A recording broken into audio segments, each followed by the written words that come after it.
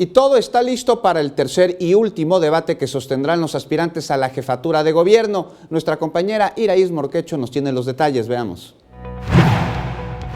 El próximo 20 de junio a las 7:30 de la noche se llevará a cabo el tercer y último debate de los candidatos aspirantes a la jefatura de gobierno de la Ciudad de México. Debido a las acusaciones que ha habido entre los candidatos en los debates pasados, el moderador tendrá la facultad de redireccionar el debate cada que así lo decida. El formato y los temas a tratar se decidieron en las mesas de trabajo con los partidos políticos. El primer tema será transparencia y rendición de cuentas. El segundo, gobierno. El formato comienza con una pregunta detonadora a cada una de las personas participantes. Es diferente para cada quien.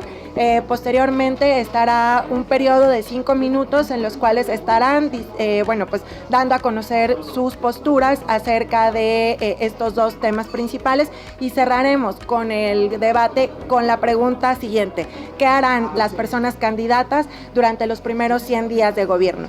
Se tiene contemplada la participación de organizaciones civiles para que se hagan llegar sus preguntas a los moderadores, quienes, por cierto, aún no están confirmados. Este debate será visto y escuchado por diversos medios para que los capitalinos estén informados sin pretexto. Vamos por todos los medios, vamos redes sociales, medios convencionales, televisión, radio, y eso nos ayuda a que la ciudadanía, por ejemplo, que va en su coche ese día, pueda también escucharlo. La ciudadanía que va en el transporte público también lo puede escuchar, e igualmente el sistema de metro se ha sumado con nosotros con algunas cápsulas. Iraís Morquecho, 21 Noticias.